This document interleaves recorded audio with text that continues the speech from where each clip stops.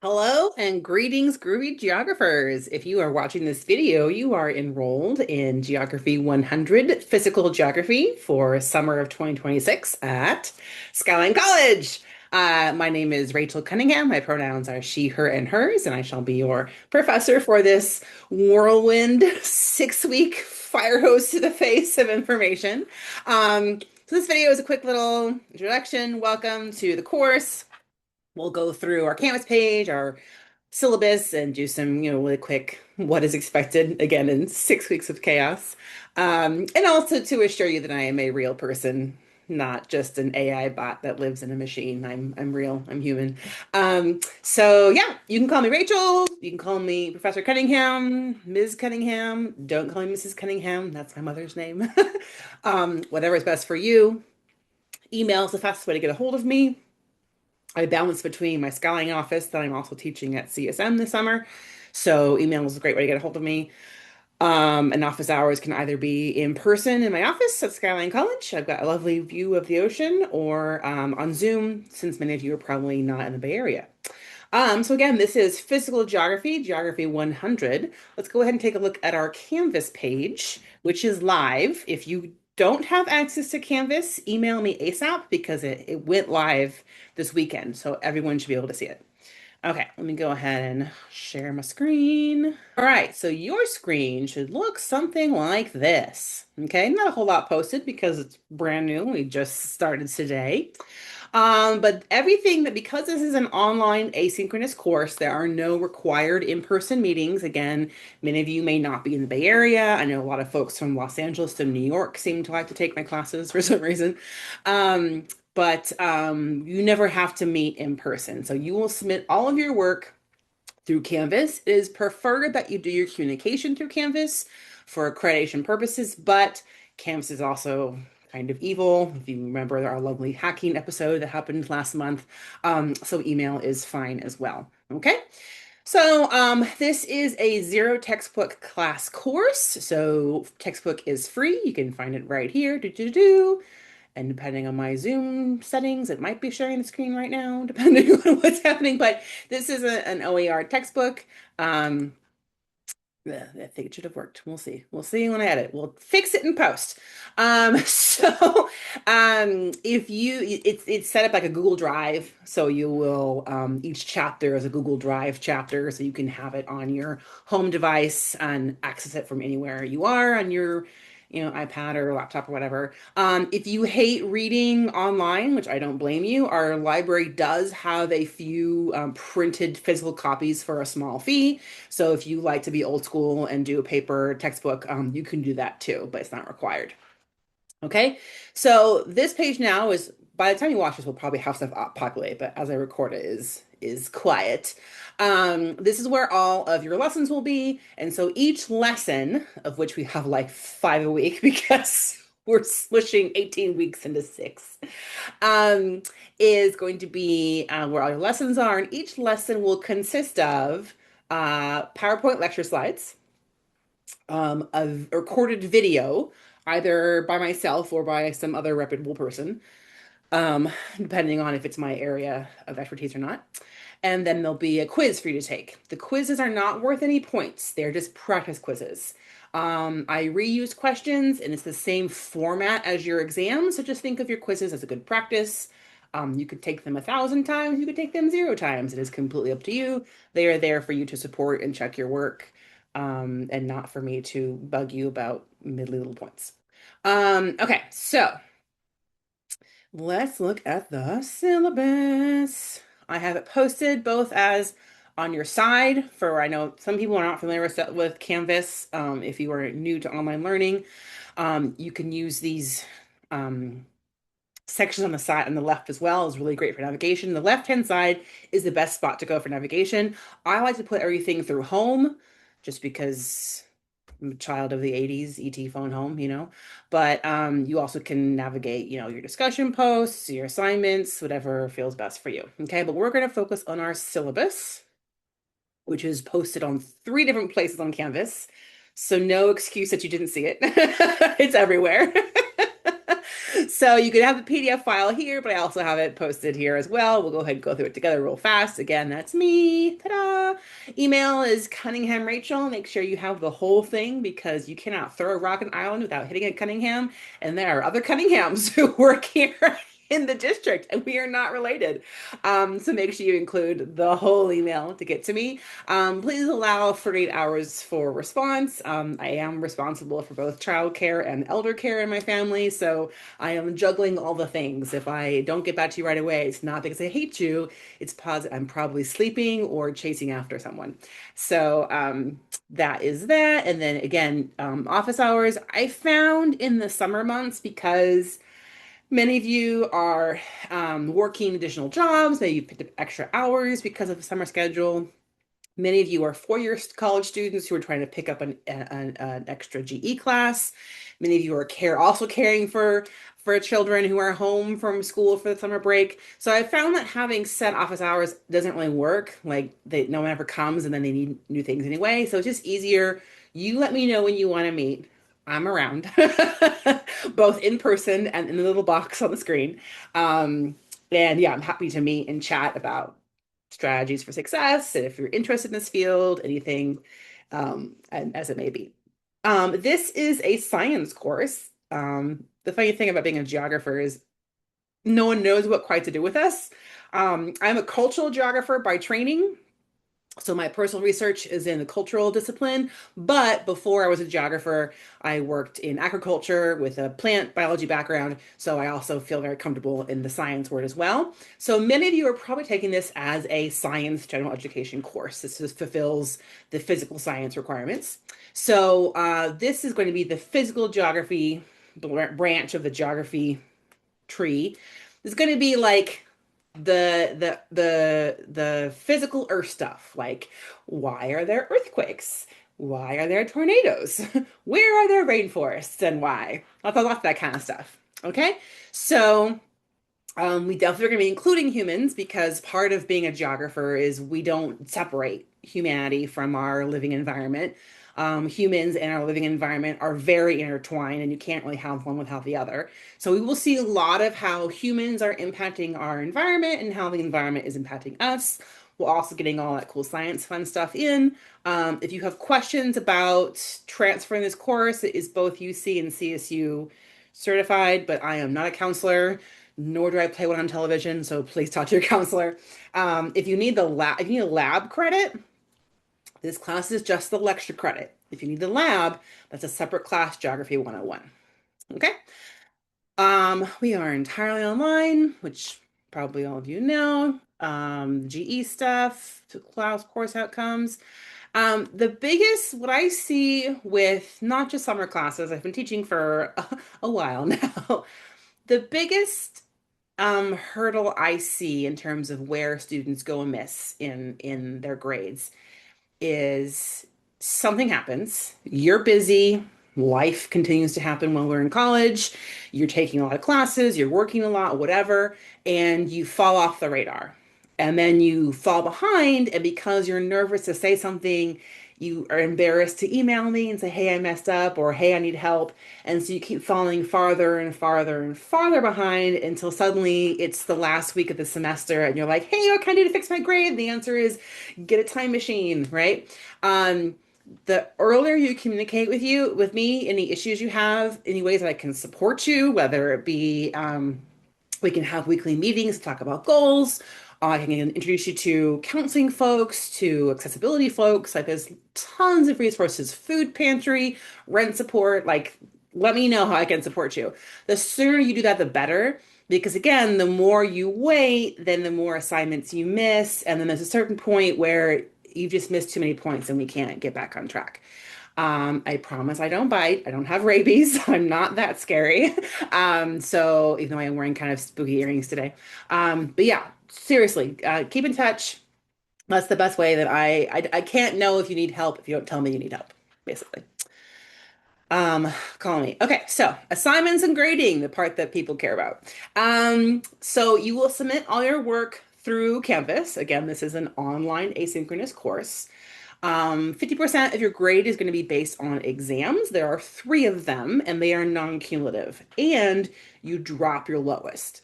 This is great because in this 6-week class, we have two federal holidays. So some of you may be traveling. I generally tell folks if you're taking a 6-week condensed summer class, I don't advise going very far, or at least make sure you have internet. If you're like, hey, I'm going backpacking for 3 weeks with no internet, don't take a 6-week class. Um, but if you happen to have a plan and you miss one of the exams, that can be your get out of jail free card, right? You drop your lowest exam, you're not feeling well, you forgot, you're stressed because you're studying for a different class, your kid has pneumonia, whatever, right? So you drop your lowest score, that's automatically programmed in. You don't have to do anything for it. Because this is an online class, all exams must be proctored. I know that sucks, but the sheer volume of shenanigans that I have caught kind of necessitates it. So what we're seeing in academia is obviously online learning is becoming more and more popular for many reasons, right? But what's happening is that it's under more scrutiny from our accreditors, the people who give us a stamp saying, yes, you are a real college and yes, your classes can be transferred and whatnot.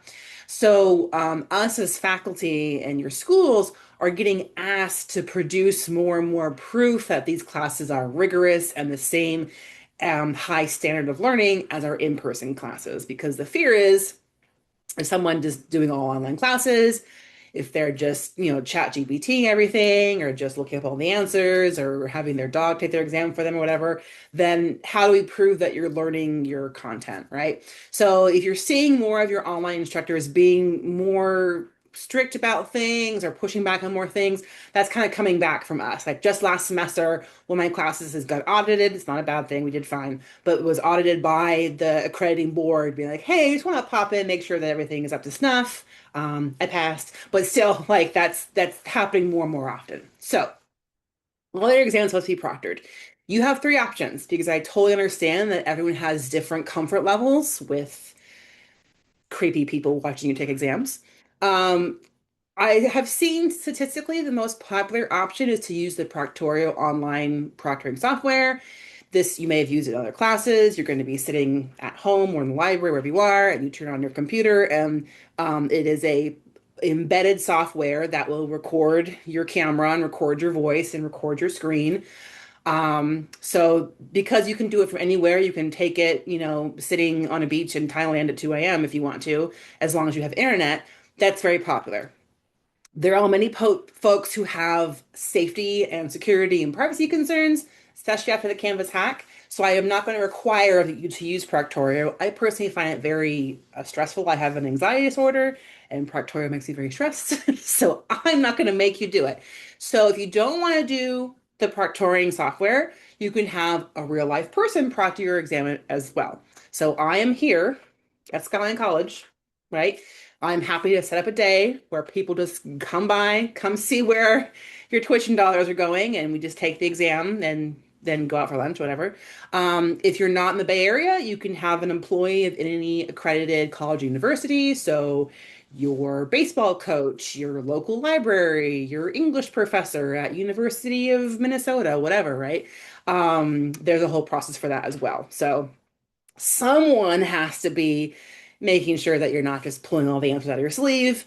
It could be either a creepy robot or a person. That's up to you. Okay? That's my spiel about exams. There's no final for this class. There's a final project on environmental justice, which we'll talk about what that means. And again, how do humans and our environment both interact? The big key with geography is this everything is connected. That will be your final. We're going to have some selfie field trips. Actual selfies not required, but it is more fun when you do selfies. These are your discussion posts. I'll have a different video for that. And then we'll have some small writing assignments. It's a pretty straightforward ABCDF. I don't do pluses and minuses because they get messy. Do your work, you'll be fine. I don't think I'm a hard professor, but I do ask you to do your work. So pretty straightforward. Please abide by all the code of student conduct, especially because this is an online class and we do discussion posts. It's so easy to be like, "Meh, I'm gonna type mean things," because you're hiding behind, your a screen. There are real people on the other side of the keyboard. Please be nice to people, right? We all should know this by now, but you'd be surprised. In terms of light work, again, 6 weeks, there's really very little wiggle room, right? Every week is equivalent to 3 weeks in real life. That's how it works. So I have a 1 week grace period. So if something is due on June 10th and you just don't get to it because life, I will accept it until June 17th. 1 week. No questions asked, no late penalty. You do you. That means that after that week, the assignment locks and there's no more late work, period. Right?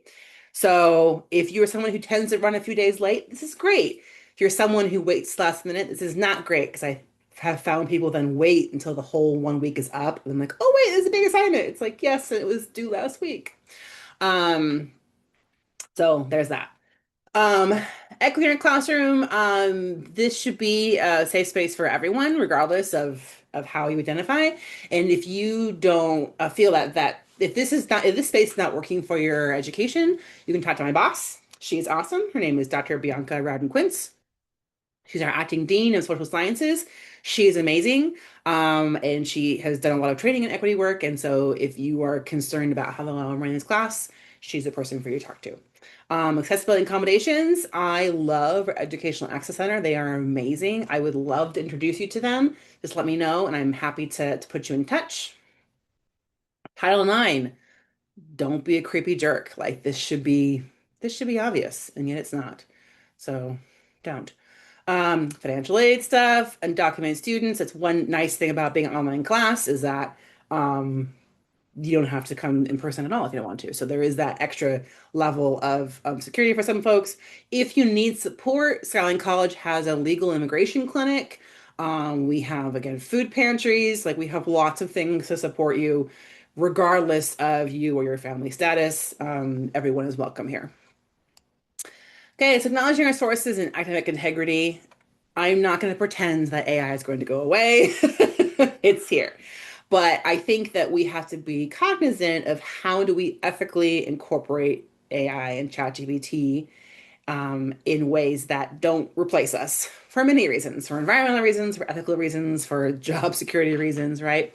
I also want to like broaden the discussion of what a source is because back in my day when I did my schooling, it was like you have to go to the library in the basement and get the big giant dusty journal that's 1,000 pages and there's this literally sense of gatekeeping of like who's creating knowledge in academia.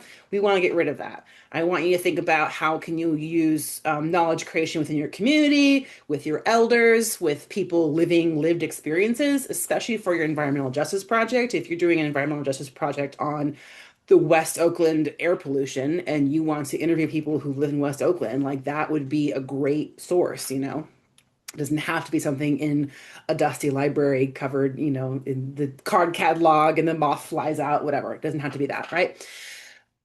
But this doesn't mean you can just say, hey, Claude, hey, Gemini, tell me things, right? That's not what we want. Large language models and AI generations, if they're something that help you for like brainstorming or organization, I know folks who have neurodivergent thinking have mentioned that there are ways that AI has helped them with organizing thoughts. That's great. If you're asking AI to do your work for you, that's cheating.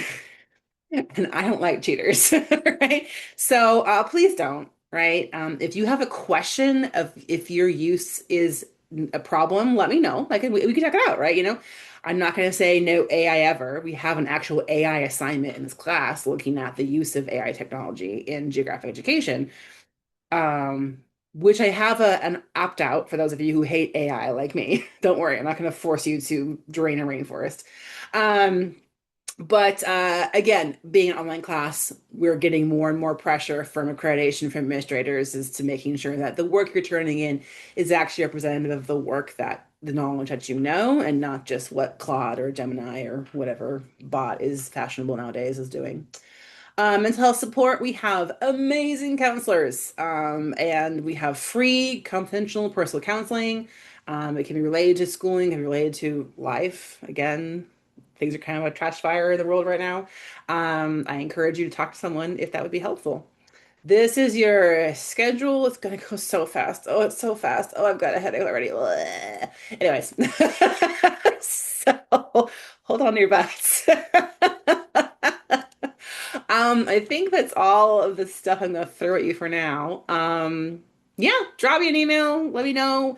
Because it's a 6-week class, there's a question in your syllabus contract, which is required.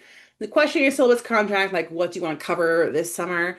I asked that because, we're covering the entire world. There's so much that we can do. I can't promise I'll get to everything. In fact, a few of you have like, oh, well, we're not going to do that. We're not going to do that. But there, I can try to at least point you in resources so that you're getting the most that out of this experience. I want to make sure that you're getting the part of geography that interests you. That is all for now. I shall see you all later. Take care and happy reading. Bye.